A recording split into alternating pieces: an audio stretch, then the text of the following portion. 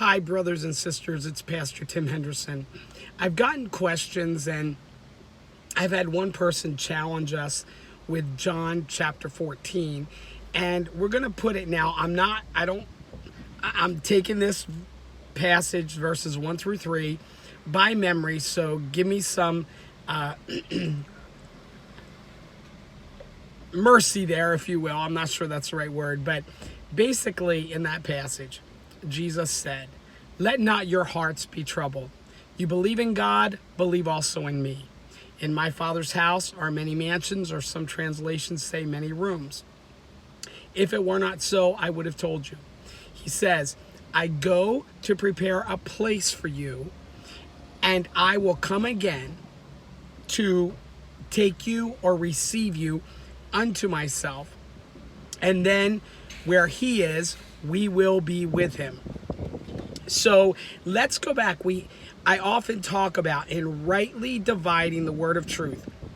Like 2 Timothy 2:15 says, "Study to show thyself approved unto God, a workman that needeth not to be ashamed, rightly dividing the word of truth."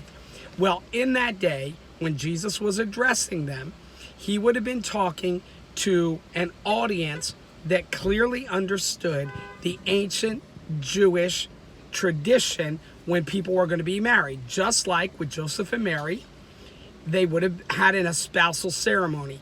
While they would not have consummated the marriage, they would have been as good, legally it was binding. If one committed adultery, that's why Joseph was looking to put Mary away quietly until, of course, he knew the truth from the angel that she conceived of Holy Spirit, that she had not cheated on him and committed adultery. So in any event, the bridegroom would go away and he would prepare a home that was greater than the home of her father. And it would be the role of the father of the bridegroom, and typically it took about a year, to say, "Okay, it's ready, go get your bride." Halfway through that period, because she would not see him during that year, but they were in covenant, they were committed to one another. They just had not consummated the marriage. Halfway through, he would have sent her a gift that would have been a gift to remind her that she was his beloved, and he was surely going to come receive her or catch her away unto himself. Then, at the end of that year, when the father said, "Son, go get your bride," he would take a small detachment of men with him. He wouldn't go to her home. He would stay outside, like the village or city gates, and they would send message. A message would be sent to her, and she would come out to him, and he would snatch her away or harpazo her away, and he'd take her. They'd be married, go into the bridal chamber for the week, the 7 days, and on the 8th day, he would bring her out publicly and declare to everyone, "This is my bride, this is my beloved," and she would be with him forever. Now in that passage in John chapter 14, this man, the one that I saw, is trying to disprove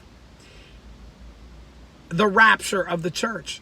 But in fact, when you keep it in context of the ancient Jewish wedding, it actually stands to prove and point and prove the pre-tribulation rapture.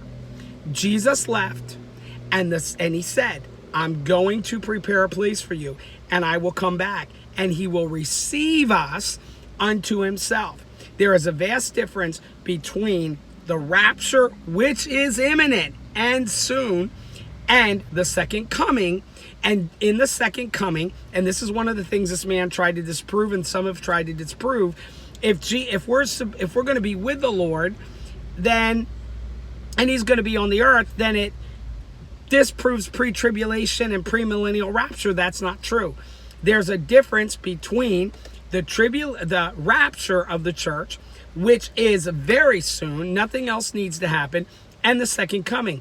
And for the record, in the second coming, after the 7-year tribulation, after the bridal week, because that's what it is, we come with the bridegroom and we come back and we will be with him. So, brothers and sisters, I hope that clarifies for those questioning. John 14, that's a wonderful passage, talks about the love of the bridegroom for the bride, our Jesus' love for us. He is coming back for us, and it definitely points to the pre-tribulation rapture, and it's soon. In the meantime, let's occupy and redeem the time and boldly proclaim the gospel of grace. God bless you guys, and have an awesome rest of your day.